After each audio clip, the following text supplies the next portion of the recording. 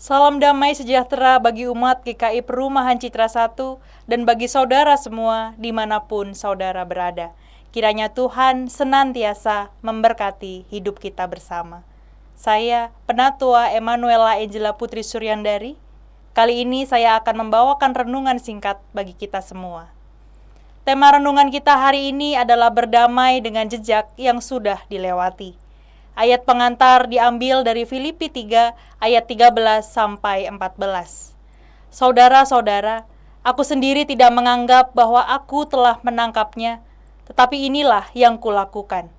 Aku melupakan apa yang telah di belakangku dan mengarahkan diri kepada apa yang di hadapanku, dan berlari-lari kepada tujuan untuk memperoleh hadiah, yaitu panggilan surgawi dari Allah dalam Kristus Yesus. Seringkali yang menjadi kesulitan kita bukanlah tentang bagaimana menghadapi hari esok, tetapi bagaimana cara kita untuk dapat menerima perjalanan yang sudah kita lalui. Mungkin terdapat penyesalan atas keputusan yang pernah diambil, lalu mungkin juga ada kesempatan yang terlewat, bahkan luka yang belum sepenuhnya pulih. Saudara-saudari yang terkasih, ketika Paulus menulis surat kepada jemaat di Filipi, dia tidak sedang menghapus masa lalunya. Paulus justru mengakui dan menerima bahwa hidupnya penuh dengan pengalaman, baik itu pengalaman keberhasilan maupun pengalaman kegagalan.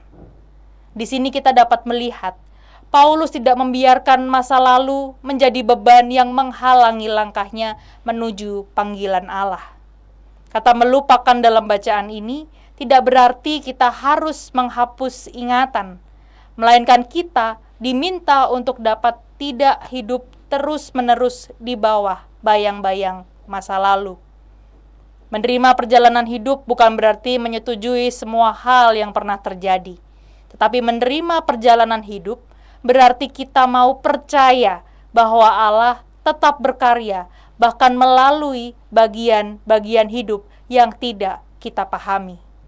Anugerahnya sanggup melampaui kegagalan, membentuk karakter melalui penderitaan, dan menghadirkan pengharapan baru dari pengalaman yang pernah kita lalui.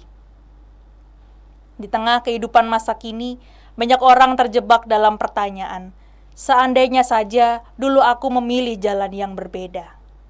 Media sosial pun sering membuat kita membandingkan perjalanan hidup kita dengan orang lain. Tetapi firman Tuhan hari ini mengajak setiap kita berhenti mengukur hidup dari kegagalan atau permasalahan yang dihadapi, tetapi mulai melihat kemana Tuhan sedang memanggil kita hari ini. Setiap perjalanan punya waktunya masing-masing, dan setiap langkah dapat menjadi bagian dari karya pembentukan Allah.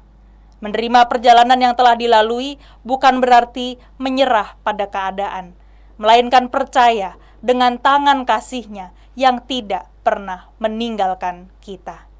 Ketika kita percaya bahwa Allah berjalan bersama kita di setiap musim kehidupan, kita dapat melangkah dengan hati yang damai, penuh syukur, dan tetap berpengharapan akan masa depan yang sedang Tuhan terus kerjakan. Demikian renungan bagi kita semua.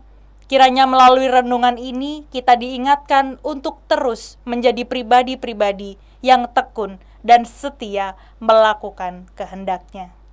Sampai jumpa pada renungan singkat digital Majelis Jemaat berikutnya. Tuhan Yesus memberkati kita.